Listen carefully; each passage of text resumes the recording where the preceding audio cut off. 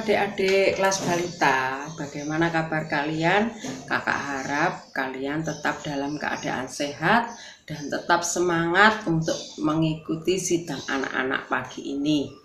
Nah adik-adik, kali ini kita tetap sidang anak-anaknya secara online.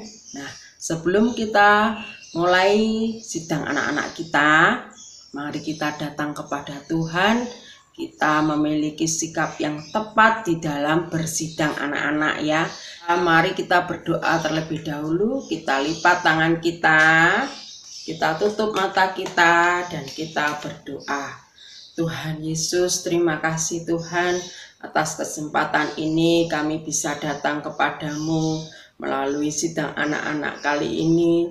Tuhan memimpin dan memberkati kami supaya setiap cerita yang Kakak Gembala sampaikan bisa menjadi berkat buat penghidupan kami. Terima kasih Tuhan Yesus, kami cinta padamu. Amin. Nah adik-adik,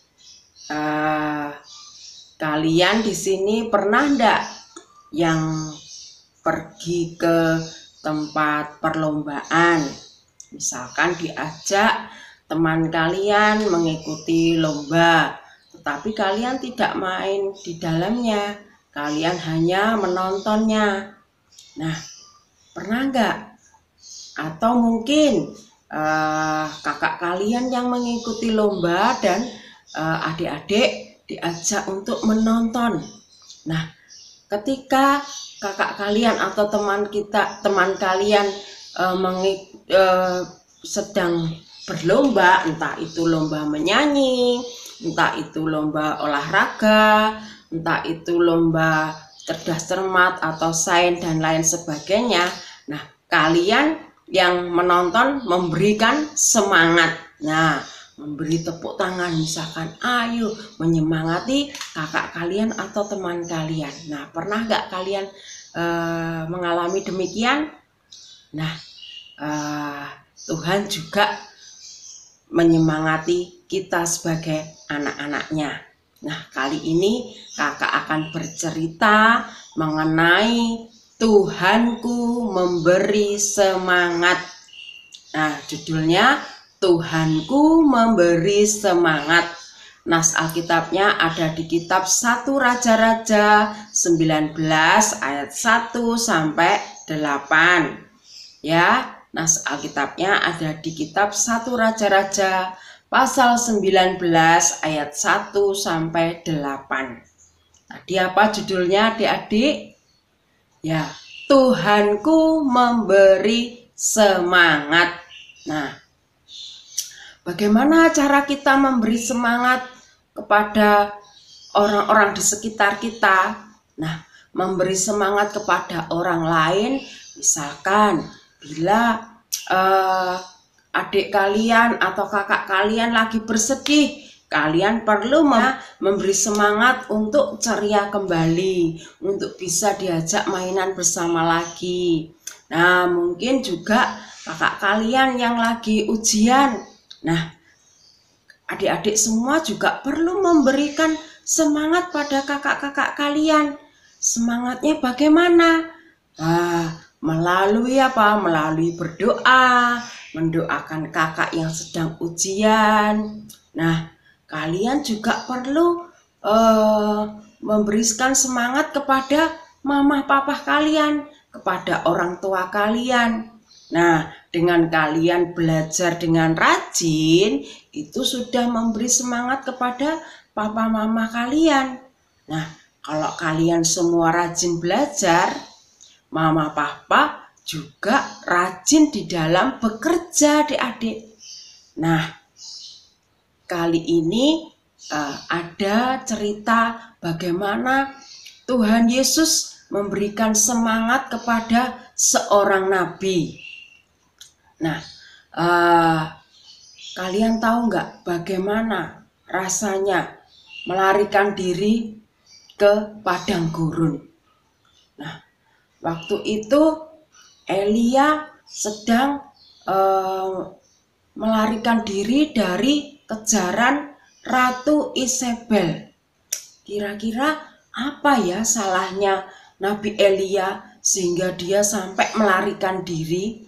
Nah, adik-adik, menurutmu apa yang diperbuat oleh Nabi Elia? Apakah Nabi Elia membunuh orang atau mencuri barang-barang Ratu Isabel? Tidak, adik-adik. Elia dia tidak berbuat salah sedikit pun. Bagi Tuhan, bagi kakak, bagi kita semua, Elia tidak ada salah apapun. Tetapi bagi Ratu Isabel, Elia sudah membuat kesalahan yang terlalu besar. Nah, apa kira-kira kesalahan yang dilakukan Elia sehingga Ratu Isabel mengejarnya, menyuruh tentaranya untuk mengejar dan ingin membunuhnya? Ratu Isabel sangat marah sekali. Kenapa kira-kira? Nah, karena Elia tidak mau menyembah patung yang dibuat oleh Ratu Isabel. Nah, inilah yang membuat Ratu Isabel marah dan ingin membunuh Elia. Nah, akhirnya Elia melarikan diri ke padang gurun. Nah, kalian tahu nggak? Di padang gurun itu, tidak ada air, tidak ada makanan, tidak ada minuman yang enak sesuai dengan selera kita. Nah, di padang gurun itu kalau siang panas sekali dan kalau malam dingin sekali adik-adik. Tetapi Elia melarikan diri di padang gurun. Nah, dia terus berlari, dia tidak mau berhenti dari berlarinya adik-adik. Kenapa? Karena takut dia kalau dia berhenti, maka tentara-tentara suruhan Ratu Isabel mendapatkan dan menangkap dia. Nah, dia berlari terus dan dia tidak mengenal lelah, dia terus berusaha berlari. Nah, sampai satu saat dia tiba di pohon yang besar adik-adik.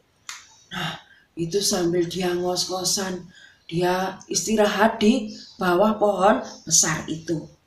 Dia sudah kelelahan sekali sampai akhirnya dia bilang pada Tuhan, dia berdoa pada Tuhan, Tuhan, aku sudah lelah, aku sudah berlari jauh, aku sudah tidak kuat lagi Tuhan.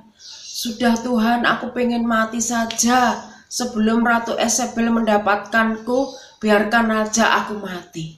Nah, Elia mulai putus asa adik-adik. Karena dia apa? Dia lelah, dia sudah tidak kuat lagi. Dia mulai putus asa. Dia ingin mati rasanya. Nah, pada saat itu Tuhan memberikan semangat kepada Elia. Akhirnya Elia dia di situ karena saking capeknya, akhirnya dia Dia tidur adik-adik. Dia tertidur di bawah pohon itu. Dia tertidur agak lama. Nah, akhirnya ada Tuhan menyuruh malaikat Tuhan. Nah, malaikat Tuhan datang kepada Elia. Elia, bangunlah. Nah, Elia mendengar bahwa suara yang lembut itu bukan dari tentara-tentara Ratu Isabel. Akhirnya apa? Dia bangun, dia membuka matanya. Malaikat Tuhan bicara, makanlah ini. Nah, di depannya ternyata sudah ada roti, juga kendi yang berisi air. Akhirnya Elia makan roti itu. Nah, karena di padang gurun itu tidak ada makanan adik-adik, juga tidak ada minuman. Tetapi Tuhan memperhatikan Elia. Nah, Elia di situ makan, dia juga minum air dari kendi tadi. Akhirnya setelah makan dan minum, malaikat Tuhan bicara, kamu harus makan. supaya kamu kuat, supaya ada kekuatan untuk kamu melanjutkan berlari. Katanya demikian. Akhirnya apa? Elia setelah dia makan, terus akhirnya dia tidur lagi adik-adik. Dia tidur lagi agak lama. Nah, kemudian malaikat Tuhan membangunkan Elia. Elia, bangunlah. Ayo kamu makan lagi. Kamu perlu kuat supaya kamu juga bisa berlari dengan kuat. Nah, akhirnya Elia dia menyantap lagi roti, juga dia minum dari air dari kendi itu. Dia menikmatinya. Akhirnya dia tubuhnya sudah sehat, sudah kuat lagi adik-adik. Dia sudah semangat lagi. Dia tidak putus asa. Wah, dia merasa menyesal. Dia telah berdoa demikian, minta mati kepada Tuhan. Dia sudah menyesal, telah putus asa. Padahal Tuhan kalau beserta dengan Elia, Tuhan pasti merawat Elia. Tuhan pasti menolong dan menopang Elia. Nah, setelah dia kuat lagi, memiliki semangat baru lagi, dia melanjutkan berlarinya. Akhirnya dia berlari supaya rombongan dari Ratu Yezebel ini tidak menemukan dia. Benar adik-adik. Akhirnya dia berlari sangat jauh. Ternyata kalian tahu nggak adik-adik? Elia sudah berlari itu selama berapa? Siapa yang tahu? Selama 40 hari, 40 malam. Wah, lama sekali ya. Nah, Elia sudah berlari selama 40 hari, 40 malam. Akhirnya tentara Ratu Yezebel tidak bisa mengejarnya lagi. Nah, adik-adik, saat Elia putus asa, Tuhan memberi semangat kepada Elia. Tuhan juga memelihara Elia. Meskipun di padang gurun tidak ada makanan, tidak ada minuman, tetapi Tuhan menyediakan makanan dan minuman untuk Elia. Sehingga Elia bersemangat kembali. Elia memiliki kekuatan yang baru lagi.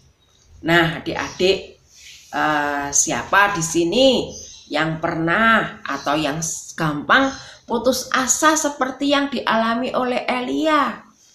Nah, mungkin kalian baru mewarnai sedikit, sudah capek, aku tidak mau mewarnainya lagi, sudah putus asa. Nah, mungkin kalian baru berjalan sedikit, aduh, aku capek sekali. Nah, adik-adik, apa yang dialami oleh Elia itu, dia waktu putus asa itu, dia bukan karena malas, bukan karena dia ingin santai-santai sejenak. Tidak adik-adik, dia sudah berusaha keras. Dia sudah berusaha melakukan dengan sekuat tenaga, tetapi dia tidak kuat, makanya dia putus asa. Nah, kalian juga harus demikian, harus berusaha dengan sekuat tenaga, mewarnai juga dengan berusaha dengan semaksimal mungkin melakukannya.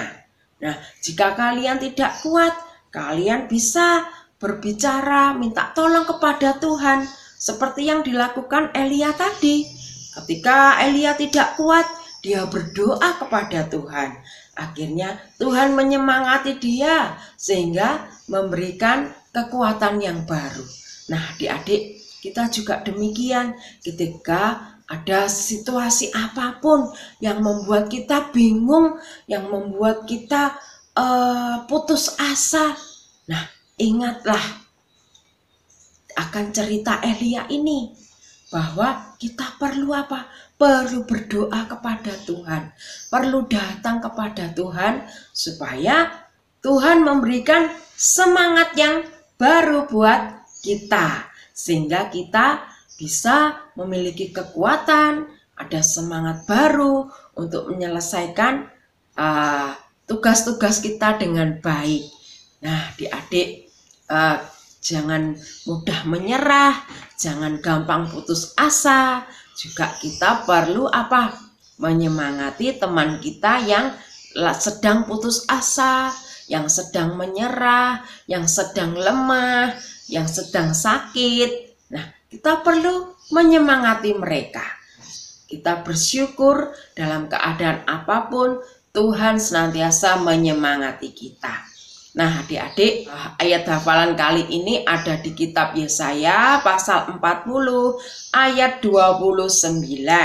Berbunyi, Dia menambah semangat kepada yang tiada berdaya. Nah, kakak ulangi Yesaya pasal 40 ayat 29. Dia menambah semangat kepada yang tiada berdaya. Nah, adik-adik, sampai di sini dulu cerita dari kakak. Nah, sebelum kita akhiri, mari adik-adik kita berdoa terlebih dahulu ya. Tangannya dilipat, matanya ditutup. Terima kasih Tuhan Yesus atas cerita kali ini. Dikau menjadi semangat baru bagi kami. Biarlah kami juga seperti Elia.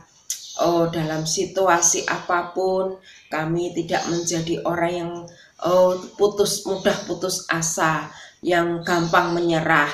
Namun kami percaya bahwa Tuhan senantiasa memberi semangat kepada kami, sehingga kami memiliki semangat yang baru.